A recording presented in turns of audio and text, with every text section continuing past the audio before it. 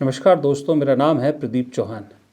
दोस्तों, कहते हैं कि जब किसी डॉक्टर को अपनी ही प्रिस्क्राइब्ड कड़वी दवाई पीनी पड़ती है, तब उस डॉक्टर को एहसास होता है कि मरीज़ किस हाल से गुज़रता है ये दवाई पीते हुए। इसी तरह राजनीति में भी जब खुद ही के दांवपेच खुद पर आपका दुश्मन आजमाने लगे, तो आपको समझ में आता है कि दरअसल आपने जो दांवपेच चले थे उसकी मार आपको भी झेलनी पड़ सकती है। और आज मैं रेफरेंस दे रहा हूं असम का।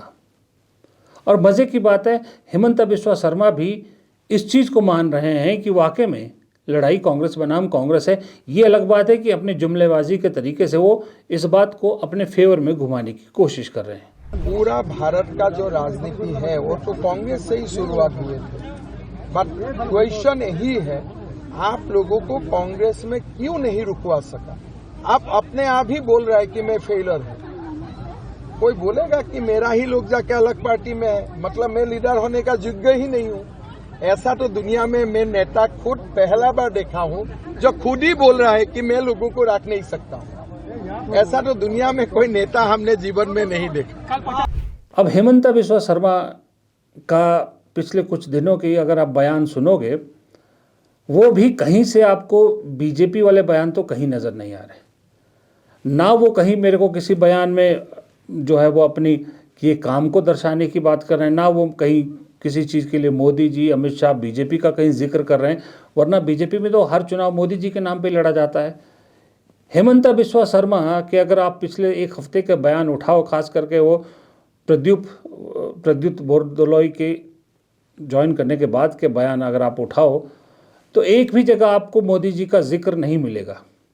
उन बयानों से आपको एक ही झलक मिलेगी कि हिमंता बिस्वा शर्मा मान चुके हैं कि असम में बीजेपी वही है, वो पार्टी से ऊपर हैं, उन्हीं के नाम पे बीजेपी है, वरना बीजेपी का कोई अस्तित्व नहीं है।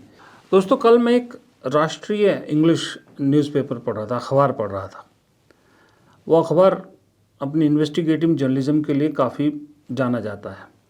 तो असम चुनाव को लेकर एक आर्टिकल था उसमें जो एक लाइन मुझे थोड़ी अजीब लगी, उसमें लिखा था कि हेमंता बिस्वा शर्मा अनडिस्प्यूटेड लीडर हैं और एडमिनिस्ट्रेटर इतने कामयाब हैं कि उनके लिए रास्ता बहुत आसान है। उसका मैं हिंदी तर्जुमा करके बता रहा हूँ आपको। कांग्रेस अपने अंदर मची खलबली से जूझ रही है। कांग्रेस से जिस तरह से नेता छोड़ के जा रहे हैं, उससे कांग्रेस उबर नहीं पा रही है। और ये उन्होंने जिक्र किया, ये इस पर बड़ा स्पेसिफिक फोकस किया था उन्होंने। और एक तरह से यूँ इम्प्रेशन आया कि कांग्रेस की हार अगर हारती है कांग्रेस वहाँ, तो उसकी जिम्मेदार यही होगी जो कांग्रेस के नेता छोड़ के गए। कौन गए? सांसद प्रद्युत बोरदोलोई और एक पूर्व अध्यक्ष भूपेन बोरा, वो गए। और इस तरह की खबरें आपको बहुत से अखबारों में, बहुत से चैनलों में मिलेगी। जाहिर सी बात है, चैनलों में तो मिलनी है, क्योंकि चैनल तो आपको पता है किसके हैं, लेकिन अखबार भी एक तरफा कहानी सुना रहे हैं। लेकिन ये कोई नहीं बता रहा आपको किसी अखबार, किसी टीवी चैनल या किसी सोशल मीडिया पे ये सूची मिली है कि बीजेपी के कैबिनेट मंत्री, पूर्व विधायक कितने पूर्व मंत्री बीजेपी छोड़कर कांग्रेस में शामिल हुए हैं? ये पूरी सूची है। एक आपने एक केपीसीसी अध्यक्ष जो एक पूर्व प्रदेश अध्यक्ष जो विधायक भी नहीं है, वो पार्टी में शामिल कर लिया। और एक मौजूदा सांसद, मानता हूं कि चलो सांसद थे बड़े थे, उसको कांग्रेस के लिए बहुत बड़ा झटका और बीजेपी की बहुत बड़ी जीत कह रहे हैं। और इतने सारे लोग जो कांग्रेस में शामिल हो रहे हैं बीजेपी के, और बहुत से लोग जो है वो कांग्रेस गठबंधन को समर्थन दे रहे हैं, उसका कहीं जिक्र भी नहीं होता। क्यों? इसकी वजह शायद आपको वो बीजेपी के उन नेता के बयान पे मिलेगी जो बीजेपी के उपाध्यक्ष थे, जिन्होंने कहा था कुछ दिन पहले, 1-2 दिन पहले, 3 दिन पहले शायद, कि असम में बीजेपी के लिए 10,000 फेक जो है वो सोशल मीडिया हैंडल्स चल रहे हैं। 10,000 सोशल मीडिया फेक हैंडल्स हैं। वहीं से एक नैरेटिव बनाया जाता है और वहीं से कल एक एक्स पर नैरेटिव गढ़ा गया, एक ट्रेंडिंग में लाया गया गौरव गोगोई के खिलाफ, जिसे कहा गया पाकिस्तान एजेंट गौरव गोगोई, ऐसा कुछ नाम दिया गया था। और इसलिए था वो कल क्योंकि कल गौरव गोगोई ने नामांकन दाखिल किया था और गौरव गोगोई के नामांकन में कितना रश था, कितने लोग आए थे, उनको कितना पसंद किया जा रहा, उसका सबूत है आपकी स्क्रीन पर आ रहे ये दृश्य जो गौरव गोगोई के नामांकन रैली में जितने लोग थे। उसी चीज़ को कमतर करने के लिए वो एक ट्रेंड चलाया गया गौरव गोगोई को पाकिस्तानी एजेंट करार देने के लिए। लेकिन ये बात मैं तो अच्छी तरह से जानता हूँ, खास करके कांग्रेस का हाल देख के, कि सोशल मीडिया पर कुछ भी ट्रेंडिंग होने से आप चुनाव नहीं जीतते हैं। वरना कांग्रेस अब तक सारे चुनाव जीत चुकी होती। जिस तरह से जितने व्यूज़ कांग्रेस के खास करके राहुल गांधी के वीडियोज़ को मिलते हैं, ये तो तय है। अब चुनाव जीतने के लिए चलिए आपने ट्रेंड तो चलवा दिया, लेकिन हकीकत तो ये तस्वीरें बयां कर रही है। और ये सिर्फ गौरव गोगोई नहीं, जो भी कांग्रेस प्लस कांग्रेस गठबंधन के उम्मीदवारों का नामांकन हो रहा है, उन सब में आपको ऐसी ही भीड़ देखने को मिल रही है। और ये ऑर्गेनिक भीड़ है, कोई लाई हुई भीड़ नहीं, क्योंकि भीड़ लाने के लिए ना तो कांग्रेस के पास पैसा है, ना सहयोगी दलों के पास पैसा है। हाँ, बीजेपी के पास सब कुछ ज़रूर है। अब दरअसल एक दिन मैंने वीडियो बनाया था पहले कि असम में ऐसा लग रहा है कि लड़ाई कांग्रेस बनाम कांग्रेस की, और सही में अब ऐसा प्रतीत हो रहा है, बल्कि दिख रहा है कि असम में लड़ाई वाकई में कांग्रेस बनाम कांग्रेस है। वो इसलिए कि गौरव गोगोई और कांग्रेस जानबूझकर इस लड़ाई को उसी तरफ ले जा रहे हैं। यानी कि हिमंता बिस्वा शर्मा जो कांग्रेस के साथ करना चाहते थे, कि कांग्रेस में फूट डालना चाहते थे, कांग्रेस को दो फाड़ करना चाहते थे, वही चीज़ अब गौरव गोगोई और सहयोगी दल खास करके कांग्रेस बीजेपी के साथ कर रहे हैं। गौरव गोगोई ने इस चीज़ को बड़ा प्रेडोमिनेटली उठाना शुरू कर दिया है कि दरअसल कि बीजेपी तो बीजेपी है ही नहीं। बीजेपी में दरअसल वही लोग हैं, बीजेपी दफ्तर में इस वक्त काबिज बीजेपी को वही चला रहे हैं जो कांग्रेसी हैं। तो लड़ाई तो कांग्रेस बनाम कांग्रेस ही हुई। हिमंत बिस्वा शर्मा के नेतृत्व में जो पुराने कांग्रेस के लोग हैं, जो आज असम के वाजपेयी भवन में उनका शासन चल रहा है, उनके और हम जो आज स्वर्गीय तरुण गोगोई देव के आदर्श को पालन करते हुए कांग्रेस कर रहे हैं, हम दोनों कांग्रेस के शिविर के बीच में निर्वाचन होने वाला है। अब भाजपा रहानी असम के वाजपेयी भवन में सिर्फ और सिर्फ कांग्रेस से गए हुए हिमंत बिस्वा शर्मा जी के नेतृत्व में वे लोग हैं। पुराने जो कट्टर जो बीजेपी लोग हैं वो अब नहीं हैं। जिस बीजेपी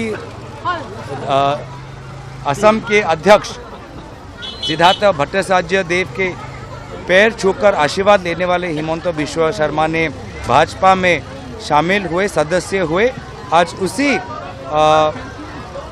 पूर्व प्रदेश अध्यक्ष की टिकट हिमंत बिस्वा शर्मा जी ने काट दी है। ये दरअसल गौरव गोगोई जानबूझ के कह रहे हैं कि जो वहाँ बीजेपी के सही में जो जेन्युइन कार्यकर्ता है या जेन्युइनली जो बीजेपी के लोग हैं, वो कहीं भी स्क्रीन पे नहीं दिखा दे रहे, कहीं सीन में नहीं दिखाई दे रहे। और बात बिल्कुल सही है, उनके दिल में जो बात है, अब गौरव गोगोई उस बात को हवा दे रहे हैं। अब ऐसे में होगा क्या, जो बगावती सुर हिमंता बिस्वा शर्मा अभी तक झेल रहे हैं वो और बढ़ेंगे और जानबूझ बढ़ाए जा रहे हैं, ताकि बीजेपी का जो रोष है, बीजेपी का जो कार्यकर्ता है, ग्रास रूट वर्कर है, उसका रोष खुल के सामने आ सके। अगर आप ग्राउंड रिपोर्टिंग कर रहे पत्रकारों से पूछिए, मैंने बात की है, वो भी यही कहते हैं कि जो बीजेपी का जेन्युइन कार्यकर्ता है, जो पुराना कार्यकर्ता है, जो लड़के यहाँ तक पहुँचा है, जिसने बीजेपी को खड़ा किया है, वो अपने आप को ठगा सा महसूस कर रहा है। वो घर बैठने को तैयार हो गया है, वो ढीला पड़ गया। तो मैं उनसे पूछा पत्रकारों से कि फिर आप लोग ये छापते क्यों नहीं या आप लोग दिखाते क्यों नहीं? तो वो कहते हैं कि हमारी ऑर्गेनाइजेशन इसको अलाउड नहीं करती। हम अगर स्टोरी इस एंगल से छापते भी हैं तो उसे दिल्ली में जाके या जो भी हेड ऑफिस है वहाँ एंगल बदल दिया जाता है। और सोशल मीडिया हैंडल्स वहाँ पूरी तरह से कंट्रोल्ड है। कोई बहुत बड़े यूट्यूबर ऐसे जो हैं वो जो कुछ हैं जो दिखा रहे हैं, सच्चाई दिखा रहे हैं, लेकिन उनकी रीच को भी वैसे ही रोक दिया गया है जैसे हम लोगों को रोक दिया गया।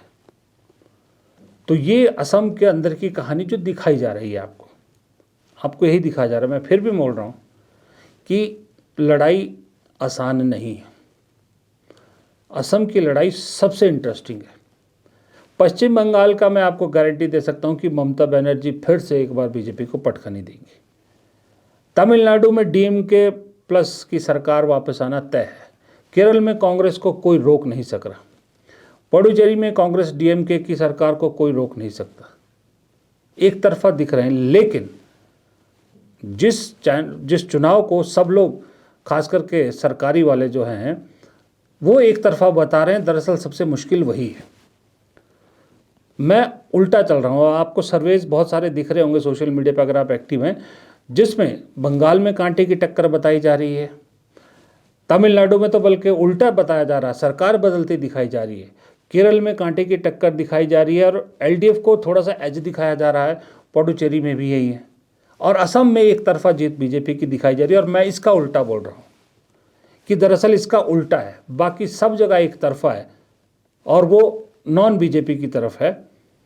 असम में मुकाबला बहुत टाइट है। ये मेरा अब तक का आंकलन हो सकता है, मैं गलत निकलूँ। मैं ये थोड़ी बोला कि मैं कोई बहुत बड़ा भविष्य वक्ता हूँ, मैं जो बोल रहा हूँ सच ही निकलूँगा। लेकिन क्योंकि मैं वहाँ ग्राउंड में नहीं हूँ, लेकिन जो ग्राउंड में है उनसे बात करने के बाद फीडबैक जो मिल रहा है वही मैं आपके सामने रख रहा हूँ। फिलहाल इस वीडियो में इतना ही। प्रदीप चौहान को दीजिए इजाज़त। नमस्कार।